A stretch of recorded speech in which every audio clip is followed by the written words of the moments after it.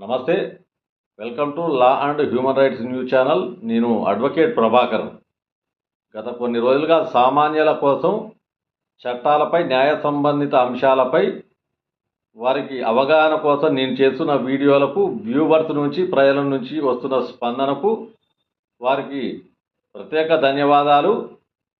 ఇంకా న్యాయ సంబంధిత అంశాలపై మీ అవగాహన కోసం నా నుండి మరిన్ని వీడియోలు మీకు రావాలంటే తప్పకుండా నా ఛానల్ని సబ్స్క్రైబ్ చేసుకొని లైక్ చేసి షేర్ చేయవలసిందిగా అభ్యర్థిస్తున్నాను. ఈ ఛానల్లో నేను చేసే వీడియోలు కేవలం సామాన్య ప్రజలకు, కామన్ మ్యాన్కి అవగాహన కోసం మాత్రమే అని గమనించాలి. న్యాయశాస్త్ర కోవిదులకు, ఎక్స్పర్ట్స్కు ఉద్దేశించి ఈ వీడియోలు చేయట్లేదని చెప్పేసి గుర్తుంచుకోవాలి. ధన్యవాదాలు. ఈరోజు అంశం రెవెన్యూ రికార్డులలో ఒక్కొక్కసారి భూమి హక్కుదారుల పేర్లు మరొకరి పేరుపైకి అకస్మాత్తుగా మారిపోతుంటాయి. అలాంటి సందర్భాల్లో బాధితులు ఎలాంటి మార్గాలు అన్వేషించాలి, ఎలాంటి చర్యల ద్వారా తిరిగి తమ పేర్లను నమోదు చేయించుకోవాలి అనే అంశంపై చర్చించుకుందాం. ఆర్ఓఆర్ యాక్ట్ను ఆధారం చేసుకొని ప్రతి రెవెన్యూ రికార్డు ఉంటుంది.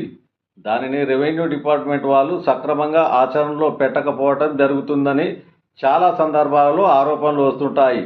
తహసీల్దార్ కార్యాలయంలో జరుగుతున్న అక్రమాలలో పేరు మార్పు అనే సమస్య ఏళ్ల తరబడి ఉంది. కొన్ని సందర్భాలలో ఒకరి పేరు మీద ఉన్నటువంటి భూమి అకస్మాత్తుగా వేరొకరి మీదకి మారిపోతుంటుంది. ఒక పేరు మార్చాలన్నా, భూమి విస్తీర్ణం మార్చాలన్నా, ఎటువంటి విషయాలైనా ఒక ఆర్టీఓ కానీ లేదా జాయింట్ కలెక్టర్ కానీ ఎంఆర్ఓ గారి తాలూకు ఉత్తర్వుల మేరకు మాత్రమే మార్చాలి. ఉత్తర్వుల తాలూకు కాపీకి తాత్కాలిక రిఫరెన్స్ నెంబర్ ఉంటుంది. తెలుగులో దానిని ఉత్తర్వుల నెంబర్ అని అంటారు. దాని నెంబర్ ఖచ్చితంగా మార్పు చేసినటువంటి దగ్గర వేయాల్సి ఉంటుంది. ఉదాహరణకు, ఎవరిదో భూమి మరొకరి పేరు మీదకి మారిపోయింది అనుకుంటే దానికి సంబంధించిన బాధితులు భూమి మారిపోయిందని అప్లికేషన్ పెట్టుకున్నారనుకోండి, ఎంఆర్ఓ గారు ఎంక్వైరీ చేసి ఉత్తర్వులు జారీ చేయాల్సి ఉంటుంది. ఆ ఉత్తర్వులు నిజమని తేలిన తర్వాత ఆ ఉత్తర్వుల నెంబరు, ఆ ఉత్తర్వుల తాలూకు కాపీని అక్కడ పెట్టి, అంటే అడంగల్ లేదా పహానీలలో చేతితో రాయటం, 1Bలో అయితే కంప్యూటర్లో అప్లోడ్ చేసి అక్కడ ఉత్తర్వుల నెంబర్ వేసి అక్కడ పెట్టడం అనేది జరగాలి. అలా కాకుండా ఊరికనే మార్చడం పరిపాటి అయిపోయింది. ఎవరి భూమి ఎవరి పేరు మీద మారిందో కూడా తెలియని పరిస్థితుల్లో రికార్డులు మార్చి పడేసిన సందర్భాలు ఉన్నాయి.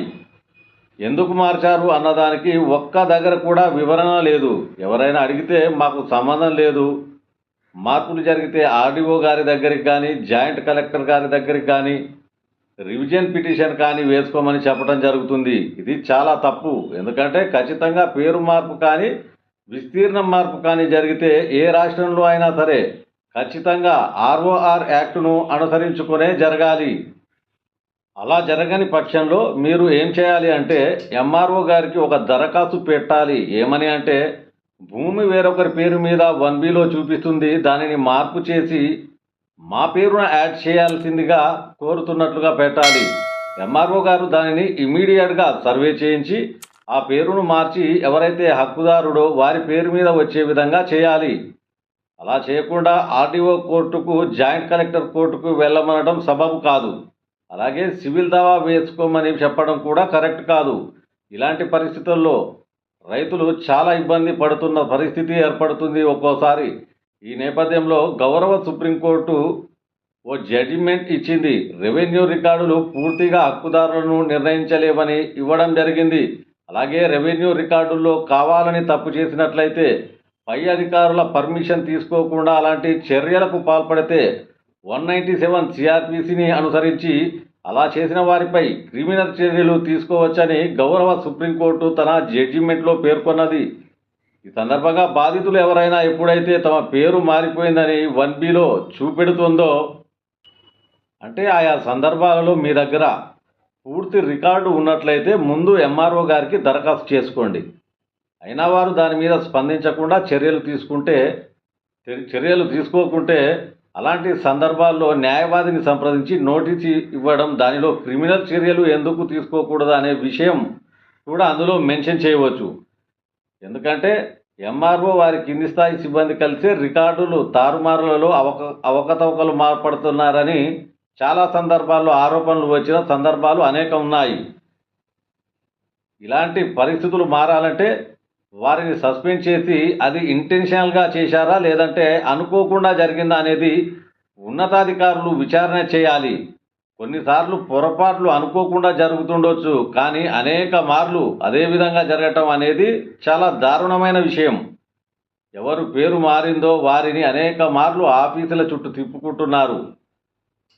సర్వే చేయటంలో ఇబ్బందులు ఎదురవుతున్నాయి. ఇంకా మండల సర్వేయర్కు అప్లికేషన్ పెట్టుకుంటే సర్వేయర్లు అవతలి పార్టీ వారు కూడా రావాలని ఇలాంటి కొర్రీలు పెడుతుంటారు. ఒక్కొక్కసారి పెట్టుకుంటే పట్టించుకోని పరిస్థితులు ఏర్పడుతున్నాయి.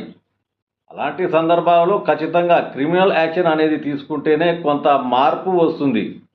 క్రిమినల్ కేసులు పెట్టే అధికారం ఎప్పుడైతే గౌరవ సుప్రీంకోర్టు ఇచ్చిందో, ఒకవేళ ఇంటెన్షనల్గా రికార్డులు మార్చారని తేలితే మండల సర్వేయర్ల మీద ఎంఆర్ఓ మీద కానీ క్రిమినల్ చర్యలు పెట్టి సస్పెండ్ చేసి ఎంక్వైరీ చేయమని పై అధికారులకు ఒక లీగల్ నోటీస్ పంపిస్తే ఖచ్చితంగా సంబంధిత అధికారులు స్పందించి సత్వర చర్యలు తీసుకునే అవకాశం ఉండొచ్చు.